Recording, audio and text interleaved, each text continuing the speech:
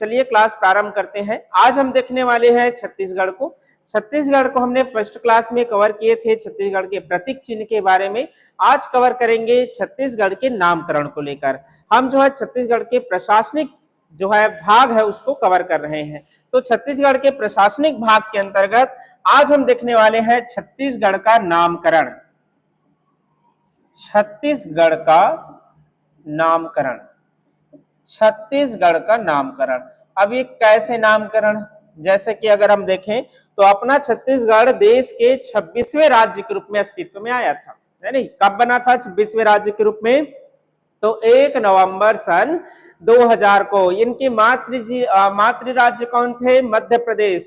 मध्य प्रदेश जो है इनके मातृ राज्य थे और हम उससे अलग हुए तो हम समझिए बच्चे ही हैं, तो हमारा नामकरण तो किया जाएगा। लेकिन ये नामकरण राज्य निर्माण के पहले ही हो गए थे। छत्तीसगढ़ का नाम, छत्तीसगढ़ का जो एरिया है वो छत्तीसगढ़ के नाम से जाना जाता था।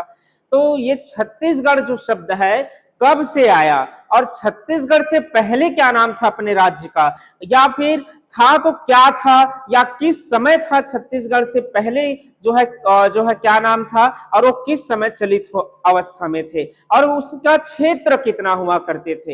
इस सभी चीज को इस वीडियो में हम कवर करने वाले हैं। तो चलिए क्लास प्रारंभ करते हैं। तो देखेंगे छत्तीसगढ़ के नामकरण को लेकर। तो छत्तीसगढ़ के सबसे प्राचीन नाम की अगर हम बात करें तो छत्तीसगढ़ को राज्य निर्माण के पश्चात हम कह सकते हैं 26वें राज्य के रूप में अस्तित्व में आया था। तो छत्तीसगढ़ के सबसे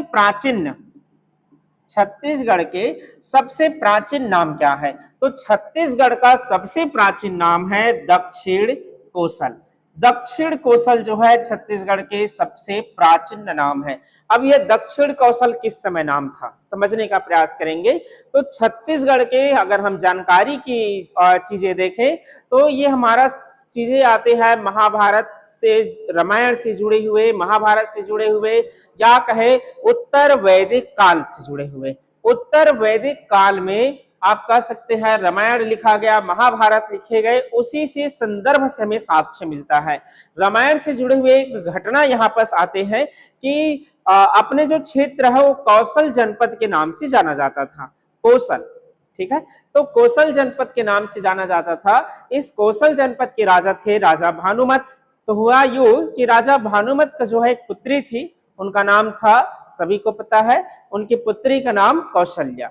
तो इससे जुड़े हुए कुछ चीजें यहाँ पर रखते हैं। तो कौशल्या का जो विवाह है अयोध्या नरेश दशरथ से हुआ। कालांतर में कहते हैं कि राम यहाँ के राजा हुए। फिर जो है इसके ही पीढ़ी के कह सकते हैं लव और कुश, वह जो है राजा बने। तो कुश के क्षेत्र में आया छत्तीसगढ़ के अंतर्गत जो अपना दक्षिण कौशल भाग है, कौशल का दक्षिणी हिस्सा जो आप कह सकते हैं विंध्याचल पर्वत श्रेणी की जो निचले वाला हिस्सा है वह जो है आपके कुश के क्षेत्र में आया और ऊपर वाला क्षेत्र लव के क्षेत्र में प्राप्त हुआ। तो इसी से जो है इनके राजधानी बना था कुश स्थली। तो ये नाम जो है आप कह सकते हैं 5वीं 6वीं शताब्दी ईसा पूर्व से जुड़े हुए हैं, जिस समय गौतम बुद्ध थे। तो यहाँ पर उसी समय जो है ये लिखे गए थे। तो यहाँ पर अगर हम देखें तो ये जो नाम है सबसे प्राचीनतम नाम कब है? तो सबसे प्राचीनतम नाम है छत्तीसगढ़ का दक्षिण कोसल। छत्तीसगढ़ के सबसे प्राचीन नाम है। ये नाम हमें रामायण काल से जुड़े हुए भी चीजें मिलते हैं। तो रामायण काल में छत्तीसगढ़ को किस नाम से जाना जाता था? तो दक्षिण कोसल, और दक्षिण कोसल ही सबसे प्राचीन नाम है। तो आप लोग इस पॉइंट को नोट कर लेंगे। इसके बाद अगर हम सेकंड नाम में देखें तो महाभारत से जुड़े हुए हैं। महाभारत में छत्तीसगढ़ के जो क्षेत्र का नाम था उसे प्राक्य कोसल के नाम से जाना जाता था। तो महाभारत में एक नाम जो हमें मिलता है वह कौन सा नाम है? प्राक्य कोसल। प्राक्य कोसल, प्राक कोसल के नाम से महाभारत में इस क्षेत्र को जाने जाते थे। अगर हम महाभारत में जैसे कि दक्षिणी क्षेत्र को अगर हम देखें या रामायण काल में दक्षिणी क्षेत्र को देखें तो रामायण में उस समय दंडकारण्य के जंगल कहा करते थे। महाभारत काल में बस्तर क्षेत्र को कांतर क्षेत्र कहा करते थे। कांतर या कांतार कह सकते हैं, ये क्षेत्र के नाम से जाना जाता था। तो महाभारत काल में छत्तीसगढ़ के जो अपने मैदानी हिस्सा है उसे प्राग कोसल के नाम से जाना जाते थे। इसके बाद छत्तीसगढ़ के कुछ जो और नाम हैं जैसे कि कालिदास, महाकवि कालिदास के हमें कुछ रचना में मिलते हैं, जैसे कि रचना है रघुवंशम। रघुवंशम। तो रघुवंशम में एक नाम देखने को मिलता है कि कालिदास ने इस क्षेत्र को किस नाम से पुकारा था। तो कालिदास ने जो नाम बताया वह थे कोसल। तो कालिदास के द्वारा जो रचित रघुवंशम है उसमें छत्तीसगढ़ का कौन से नाम उल्लेख है, कोसल नाम उल्लेख है, ये उल्लेख है। इसके बाद जो है कालिदास के बाद अगर हम देखें गुप्त काल से जुड़े हुए, गुप्त काल में एक कवि आता है हरिशेन, ठीक है, एक कवि है गुप्त काल के, नाम उसका क्या है, हरिशेन। तो इस कवि से जुड़े हुए अगर हम देखें हरिशेन का, तो हरिशेन ने इलाहाबाद लेख लिखा था जो प्रयाग प्रशस्ति के नाम से जाना जाता है। इस प्रयाग प्रशस्ति में क्या है, तो इस प्रयाग इनके द्वारा लिखा गया क्या, प्रयाग प्रशस्ति, इनके द्वारा लिखा गया प्रयाग प्रशस्ति। इसी प्रयाग प्रशस्ति में इन्होंने एक नाम का उल्लेख किया और वह नाम है कोसल। तो गुप्त काल के दरबारी कवि हरिशेन, हरिशेन वैसे किस राजा के, किस गुप्त राजा के दरबारी कवि थे पता है, तो ये जो थे दरबारी कवि समुद्रगुप्त के थे। समुद्रगुप्त कह सकते हैं भारत के नेपोलियन के नाम से भी प्रसिद्ध हुआ था, कभी युद्ध हारा नहीं, तो उसके ही दरबारी कवि थे हरिशेन। हरिशेन के प्रयाग प्रशस्ति जो इलाहाबाद में इन्होंने वर्णन किया युद्ध का, उसमें जो है इन्होंने कौशल नामक क्षेत्र का उल्लेख किया था, कौशल के राजा को इन्होंने हराया है इस प्रकार से। तो गुप्त काल में हरिशेन जो दरबारी कवि थे उनके प्रयाग प्रशस्ति में क्या नाम देखने को मिलता है, तो कौशल देखने को मिलता है। इसके बाद एक और नाम आप याद रख सकते हैं, वह है ब्रिटिश पुरातत्ववेत्ता अलेक्जेंडर कनिंघम का, ठीक है। तो ब्रिटिश पुरातत्ववेत्ता, ब्रिटिश पुरातत्व विभाग में काम करने वाले एक व्यक्ति है पुरातत्ववेत्ता, ब्रिटिश पुरातत्ववेत्ता, वह है Alexander Cunningham, Alexander Cunningham. Alexander Cunningham ने एक रिपोर्ट लिखा था आर्कियोलॉजिकल सर्वे ऑफ इंडिया। इनका एक रिपोर्ट आता है अलेक्जेंडर कनिंघम का, रिपोर्ट क्या है, तो रिपोर्ट है आर्कियोलॉजिकल, आर्कियोलॉजिकल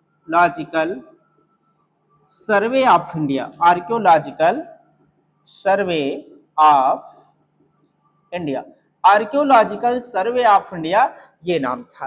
अब आर्कियोलॉजिकल सर्वे ऑफ इंडिया में इन्होंने छत्तीसगढ़ के जो पुरातत्व क्षेत्र है या जो कह सकते हैं खुदाई से प्राप्त होने वाले ऐसे स्थान है उसका इन्होंने अध्ययन किया, और अध्ययन करने के बाद पूरे के पूरे वर्णन करते समय एक नाम लिखा कि जितने भी साक्ष्य वगैरह प्राप्त हुए हैं वो सभी मुझे महाकौशल क्षेत्र से प्राप्त हुए हैं। तो यहाँ से एक और नाम अपना छत्तीसगढ़ का आ जाता है, वह है कौन सा, महाकौशल। तो आप लोग याद रखेंगे इसे। तो इसके द्वारा ब्रिटिश पुरातत्ववेत्ता के द्वारा क्या नाम बताया गया, महाकौशल के नाम से इन्होंने पुकारा। तो यहाँ पर कुछ छत्तीसगढ़ के नाम हो जाते हैं। सबसे प्राचीन नाम दक्षिण कौशल, फिर महाभारत काल में प्राग कौशल, कालिदास के रघुवंशम में कौशल, गुप्त काल के हरिशेन के द्वारा लिखित प्रयाग प्रशस्ति में कौशल, ब्रिटिश पुरातत्ववेत्ता अलेक्जेंडर कनिंघम के द्वारा महाकौशल कहा गया है। तो ये कुछ नाम है हमारे छत्तीसगढ़ के जो प्राचीन नाम है। अब इसके बाद आते हैं छत्तीसगढ़ के कुछ प्रचलित नामों में, जैसे कि अगर हम सबसे प्रचलित नाम देखें तो हमारा छत्तीसगढ़ ही है। अब ये छत्तीसगढ़ का नाम कैसे प्रसिद्धि मिला हमें, क्योंकि हमारा नाम तो स्टार्टिंग में प्राचीन काल में दक्षिण कौशल था। तो अगर आप ध्यान देंगे तो छत्तीसगढ़ के एक दरबारी कवि है जो थे खैरागढ़ के, खैरागढ़ रियासत क्षेत्र के अगर हम देखें तो एक दरबारी कवि का नाम आता है, दरबारी कवि है दलराम राव। ये राजा लक्ष्मी निधि के चारण कवि थे। अब दलराम राव ने सन 1487 में कह सकते हैं या 15वीं शताब्दी में छत्तीसगढ़ शब्द का पहली बार प्रयोग किया, और ये प्रयोग किस संदर्भ में था, तो इन्होंने राजा को संदर्भित करने के लिए छत्तीसगढ़ शब्द का प्रयोग किया था कि हे राजा लक्ष्मी निधि, आप जो है केवल एक क्षेत्र के राजा नहीं है, जबकि 36 गढ़ है उसमें से एक गढ़ के राजा है। इस प्रकार इन्होंने उसके प्रशंसा में ये उक्ति कहा था। तो इसी संदर्भ में पहली बार छत्तीसगढ़ शब्द का प्रयोग हमें देखने को कब मिलता है, तो 15वीं शताब्दी में देखने को मिलता है। कहाँ के दरबारी कवि के द्वारा, तो खैरागढ़ के दरबारी कवि थे दलराम राव। उनके द्वारा देखने को मिलता है। तो इस पॉइंट को नोट करेंगे। राजनीतिक संदर्भ में इसके बाद फिर देखेंगे। तो यहाँ पर आप एक पॉइंट नोट करें, छत्तीसगढ़ शब्द का प्रथम प्रयोग। छत्तीसगढ़ शब्द का प्रथम प्रयोग। छत्तीसगढ़ शब्द का प्रथम प्रयोग किसने किया था? तो छत्तीसगढ़ शब्द का अगर हम प्रथम प्रयोग की बात करें तो खैरागढ़ के ही खैरागढ़ के एक दरबारी कवि है, आप कह सकते हैं दरबारी कवि। इस कवि का नाम है दलराम राव। दलराम राव। तो खैरागढ़ के दरबारी कवि दलराम राव के द्वारा सन 1487 ईस्वी कह सकते हैं या कि 15वीं शताब्दी में, 15वीं शताब्दी में। अब 15वीं शताब्दी में जो है 1487 ईस्वी में 15वीं शताब्दी में खैरागढ़ के जो दरबारी कवि थे दलराम राव, उन्होंने पहली बार छत्तीसगढ़ शब्द का प्रयोग किया था। तो यहाँ पर छत्तीसगढ़ शब्द का प्रथम प्रयोग किया, प्रथम प्रयोग किया। तो छत्तीसगढ़ शब्द का प्रथम प्रयोग किया दलराम राव ने। इस पॉइंट को आप लोग नोट करके अच्छे से पढ़ेंगे। इसके बाद अगर हम देखें तो ये नाम धीरे धीरे अब कैसे प्रचलित होता है पहले समझेंगे। तो सन 15वीं शताब्दी में हम कह सकते हैं खैरागढ़ के एक क्षेत्र से ये नाम पहली बार निकल कर आता है छत्तीसगढ़। लेकिन ये प्रचलित नाम नहीं थे। अभी भी जो छत्तीसगढ़ का नाम है वो दक्षिण कोसल या कोसल के नाम से ही ये प्रसिद्धि मिला था, या कहे रतनपुर राज्य क्षेत्र के नाम से भी जाने जाते थे। कारण इसका था कलचुरी। कलचुरी जो है छत्तीसगढ़ में सन 1000 ईस्वी में कलचुरी वंश जो है राजघराना, वह 1000 ईस्वी में छत्तीसगढ़ पर पदार्पण कर चुके थे। और वह जो है सबसे पहला जो राजा आया कलिंग राज, उन्होंने अपने तुम्माड़ क्षेत्र को राजधानी बनाया। ये पड़ता है कोरबा में। फिर उसी के ही वंशज कह सकते हैं, उनके नाती कह सकते हैं आप, जो थे रत्नदेव प्रथम। ठीक है, रत्नदेव प्रथम ने रतनपुर क्षेत्र को राजधानी के रूप में निर्मित किया और फिर यहीं से जो है कलचुरी करीब करीब 700 वर्षों तक के राजपाट किया था रतनपुर से। तो ये काफी लंबा अवधि है, 700 अवधि। कोई सोचिए इतना लंबा राजघराना चलना किसी का। तो 700 सालों तक के राजघराना चलता रहा। इस चीजों में अगर हम देखें क्या क्या परिवर्तन हुए, तो प्रशासनिक परिवर्तन इनके बहुत सारे थे। जैसे कि ये प्रशासनिक तंत्र को चलाने के लिए एक गढ़ की प्रणाली का इकाई बनाया गया था।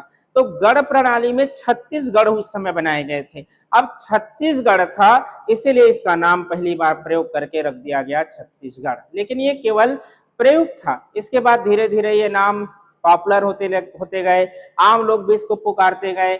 जब आम लोग पुकारते जाते हैं तो कभी न कभी हमारा राजनीतिक संदर्भ में भी इसका प्रयोग होने लगते हैं।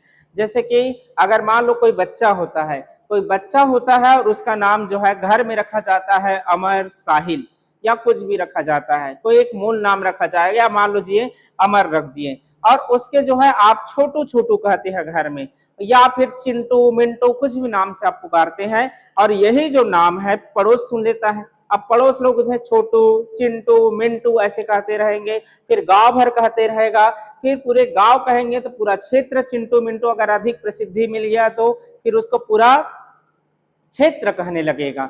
इस प्रकार उनका नाम जो मूल नाम है वो दब जाएगा और जो प्रचलित नाम है, चलित नाम है, वो उभर कर आ जाएगा। तो उसको मजबूरन जो है अपने नाम चिंटू ही रखना पड़ जाएगा। ऐसी स्थिति हो जाते हैं। तो यही स्थिति हुआ कौशल या दक्षिण कौशल के नाम से। तो ये चलित थे प्रशासनिक या कह सकते हैं राजनीतिक क्षेत्र में।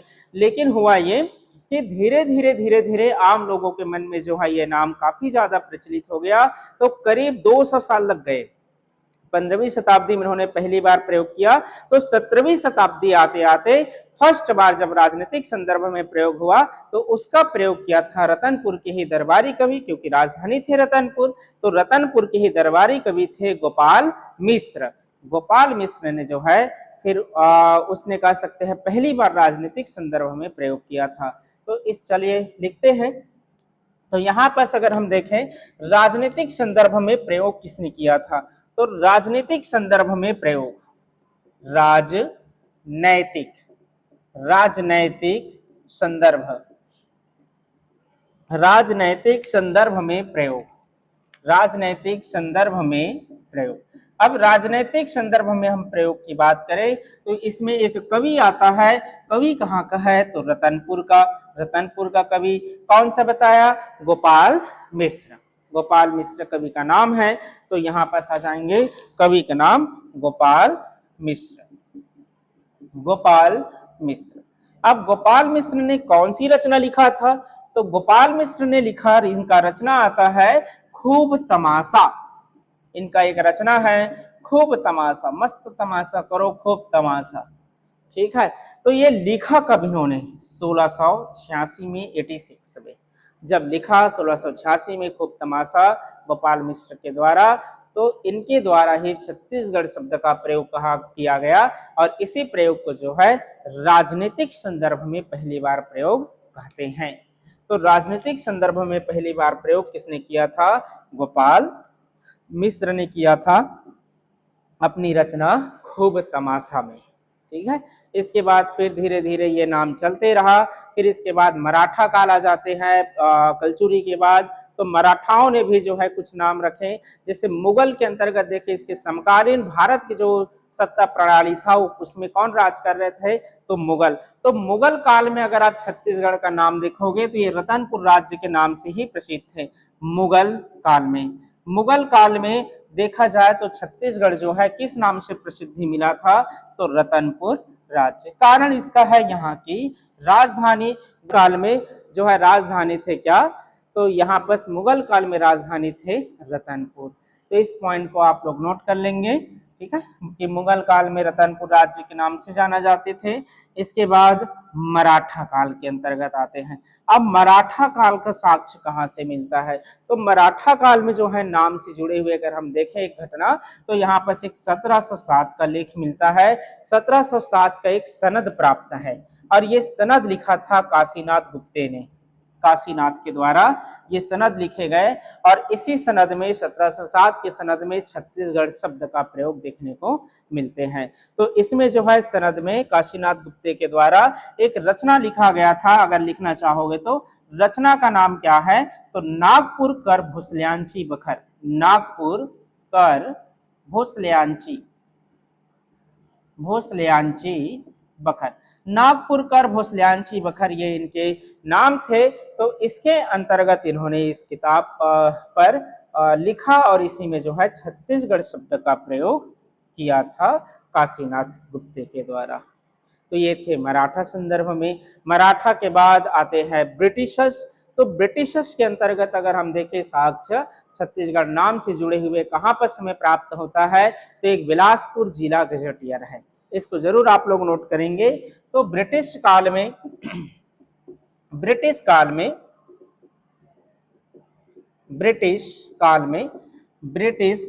अगर हम देखें तो ब्रिटिश काल में मिलता कौन सा है? तो बिलासपुर जिला गजेटियर। बिलासपुर जिला गजेटियर। ये लिखा कब गया था? तो ये लिखा गया था 1910 में।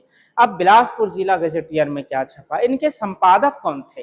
तो बिलासपुर जिला गजेटियर के संपादक थे ए.ई. नेल्सन। तो इसके संपादक की अगर हम स्थिति देखें, इनके संपादक कौन थे? तो इनके संपादक थे ए.ई. नेल्सन। ए.ई. नेल्सन जो है इसके संपादक थे।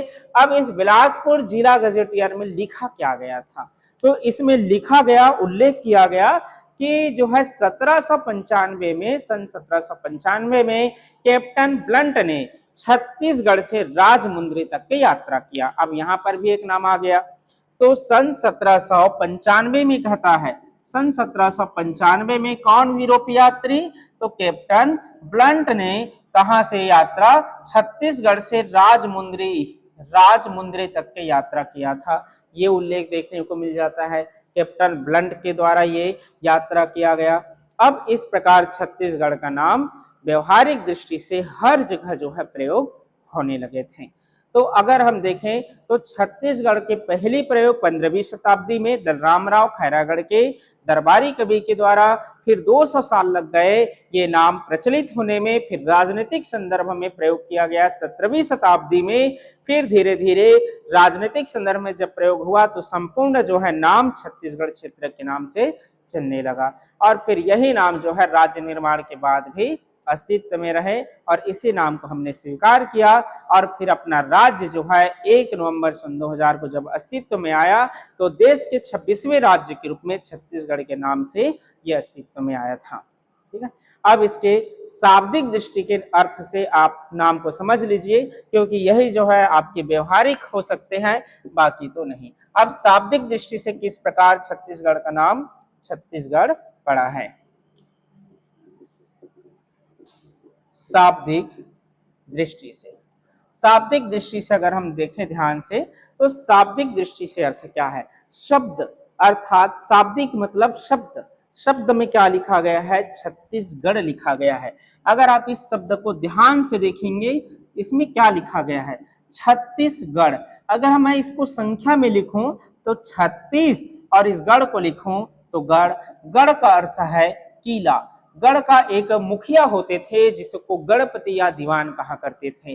तो इसी प्रकार एक छत्तीसगढ़ हुआ करते थे, 36 किला हुआ करते थे। ये कब थे छत्तीसगढ़ में, तो ये कलचुरी राज घराना के समय थे, जब छत्तीसगढ़ में कलचुरी का शासन चलता था, कलचुरी वंश के शासन चलते थे, तो उस समय जो है 36 किला हुआ करते थे, और इसी किला जो है धीरे धीरे प्रसिद्धि मिल गया, फिर यही नाम छत्तीसगढ़ के नाम से हमारा देखने को मिलता है। अब ये छत्तीसगढ़ किस नदी को विभाजित करती थी, तो ये था शिवनाथ नदी। शिवनाथ नदी के उत्तर में रतनपुर राज्य के अधीन 18 गढ़ था। इसके रतनपुर राज्य के अधीन कितने गढ़ आते थे, 18 गढ़। इसके बाद शिवनाथ नदी के दक्षिण में रायपुर के अधीन, शिवनाथ नदी के दक्षिण में रायपुर के अधीन कितने गढ़, 18 गढ़। इस प्रकार टोटल रतनपुर रायपुर को मिला दिया जाए तो 18 छत्तीसगढ़ होता है, और इसी नाम से ही इनका नाम स्वाभाविक प्रतीत होता है कि छत्तीसगढ़ ही होगा। ठीक है, तो ये था नामकरण को लेकर। तो नामकरण में आप जरूर खास याद रखेंगे, सबसे प्राचीन नाम दक्षिण कौशल। फिर कौशल किसने किसने कहा, तो महाकवि कालिदास ने रघुवंशम में, और गुप्त काल के हरिशेन लिखित प्रयाग प्रशस्ति में देखने को मिलता है। इसके बाद महाकौशल शब्द का उल्लेख किसने किया, तो अलेक्जेंडर कनिंघम ने किया था। फिर अगर हम देखें तो छत्तीसगढ़ शब्द का पहला प्रयोग खैरागढ़ के दरबारी कवि ने 15वीं शताब्दी में किया। फिर राजनीतिक संदर्भ में गोपाल मिश्र ने 17वीं शताब्दी में किया। फिर धीरे धीरे ये नाम प्रयोग होने लगे थे। एक और है रतनपुर की कवि, अगर आप जाते जाते नोट करना चाहें तो कर सकते हैं, वह है बाबू रेवाराम। बाबू रेवाराम ने अपनी एक रचना है विक्रम विलास, रतनपुर के ही कवि है बाबू रेवाराम। बाबू रेवाराम अपने रचना विक्रम विलास में छत्तीसगढ़ शब्द का प्रयोग करते हैं। ठीक है, तो आज के क्लास में इतने ही। आगे हम समझेंगे छत्तीसगढ़ राज्य के निर्माण की प्रक्रिया को। तो हमसे बने रहने के लिए आप चैनल को लाइक एंड सब्सक्राइब कर सकते हैं। चलो।